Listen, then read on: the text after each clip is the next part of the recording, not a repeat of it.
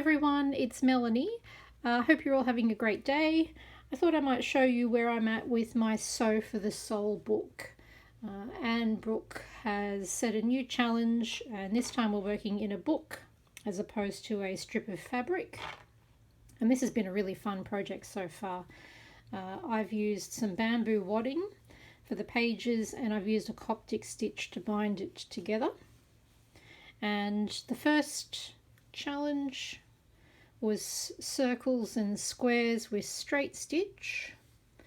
And if you've been following along with Anne, you'll know that this page looks very similar to her one. And I found that I needed to use hers as a kind of pattern to get going in this new challenge.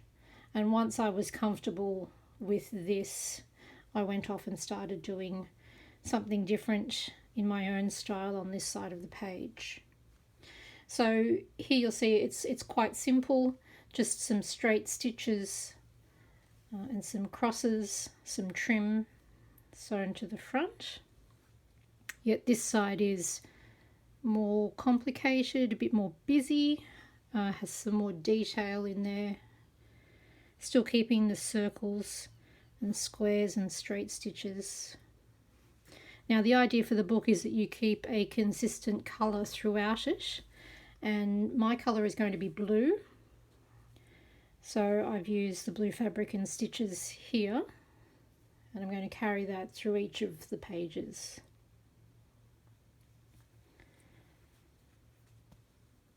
So in this next spread, which I really love, I've carried the blue through, and I've brought in some white and mustard here, and the prompts for this one were kisses and to add a pocket. So I've added a pocket here, and the fabric I've used is a sample. It's quite heavy, it's almost canvas like. I've just added some more stitches on the back. And I've just added lots of little crosses in different coloured threads and in different weights, and just being very loose with where I put them. And I've added a really dirty piece of lace. It came from the bottom of a basket somewhere, and I didn't even wash it when I brought it home. I just loved the way that the staining and the patina of it. So I've added some buttons on this one. Now the next spread, I'm only halfway through.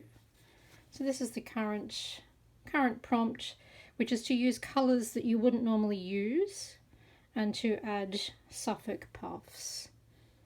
So the colour I've chosen is this dark chocolatey burgundy colour here, which I absolutely love, but tend not to use because it's quite dark, and I tend to go for the lighter colours.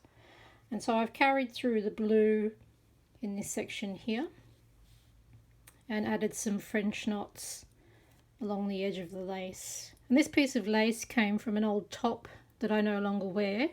So what I've been doing is actually saving all of my clothes that have any kind of lace or interesting fabric that I might use somewhere else.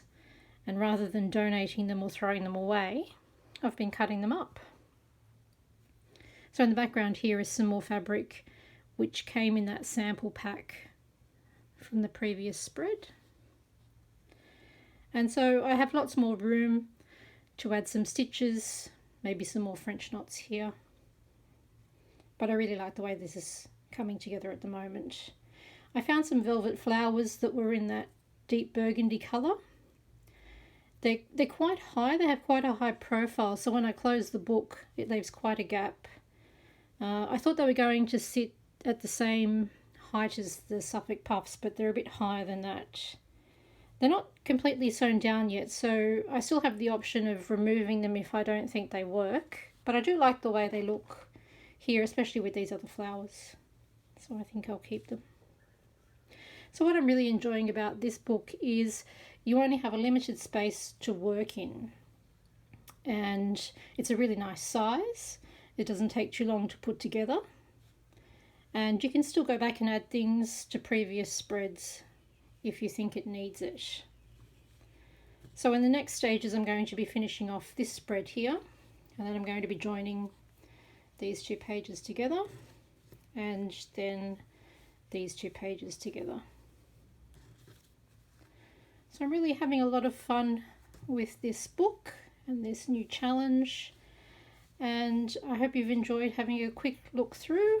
I'll be back soon with more updates and further progress. I'll see you next time.